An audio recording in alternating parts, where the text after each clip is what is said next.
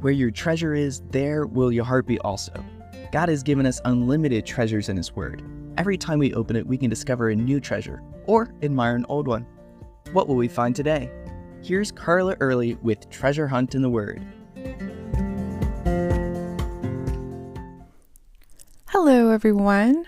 We have a treat for you today. My husband, Scott, has a treasure that he wants to share with us about something you'll probably see this spring: birds' nests.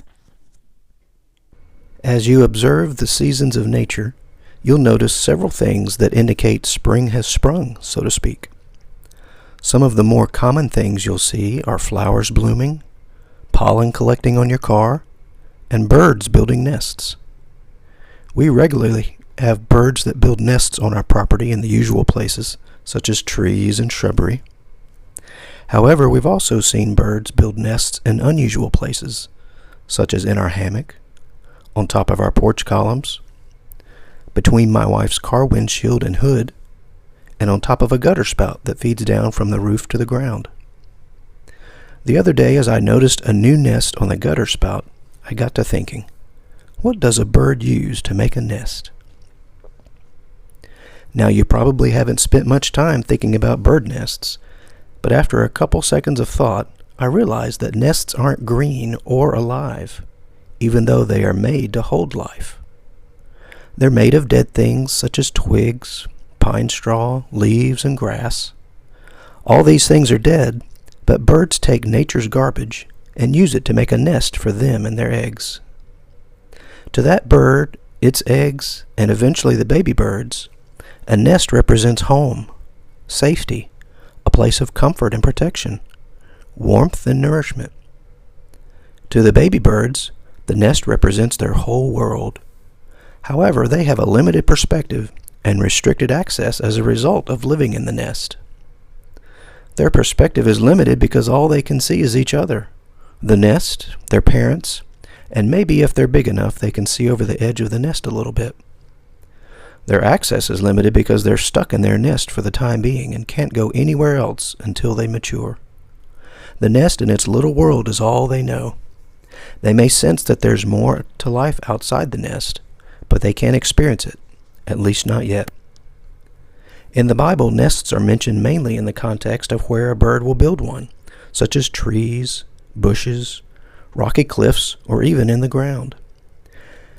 But in Matthew 8:20 and Luke 9:58, we see where Jesus refers to a nest in one of his teachings.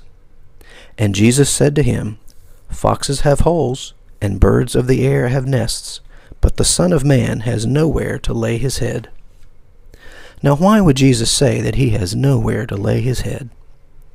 As with many of Jesus' teachings, we have to look past the literal meaning. Of course, Jesus had places to live and sleep when he needed to, and look to the spiritual and eternal meaning. The earth is a sinful place and is essentially dead. Just like a bird builds its nest out of the dead things of nature, Satan uses the deadness of this world to make us feel comfortable and to pretend it's the best we can have.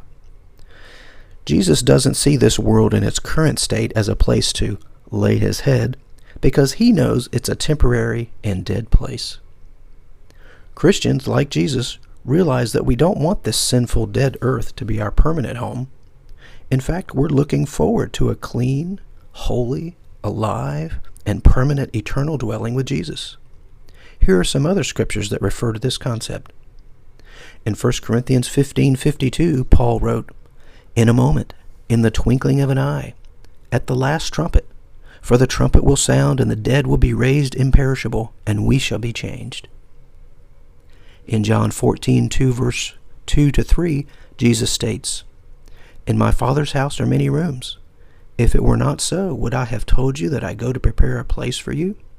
And if I go and prepare a place for you, I will come again and will take you to myself, that where I am, you may be also." And in 1 Corinthians 2:9, we find Paul saying, "But as it is written, what no eye has seen, nor ear heard, nor the heart of man imagined, what God has prepared for those who love him." These and other scriptures let us know that not only is this earth not our permanent home, but also that our eternal dwelling that Jesus is preparing for us as much more than this dead nest we currently inhabit.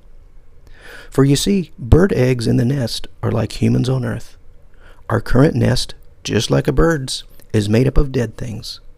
But it's our home for now. In the resurrection, we'll be like baby birds leaving our dead nest for a live heaven. We'll be leaving our limited access and our small perspective for greater access to God and an eternal perspective that He provides. There we'll find Jesus in His home, where we can lay our heads down together and dwell with Him forever. Thank you, Scott. I don't think I'll ever look at a bird's nest under the hood of my car in the same way. Now, listeners, we'd love to hear from you. How has God used these treasures in your life? And what treasures would He like for you to share? Also, be sure to rate, review, like, subscribe, and do all those things that you can to share this podcast with others. You can contact us at treasurehuntintheword@gmail.com. We'd love to hear the treasures God has given you through His Word. You can listen to other episodes on our website, which you can find in the description below. Thank you for listening, and remember, where your treasure is, there will your heart be also.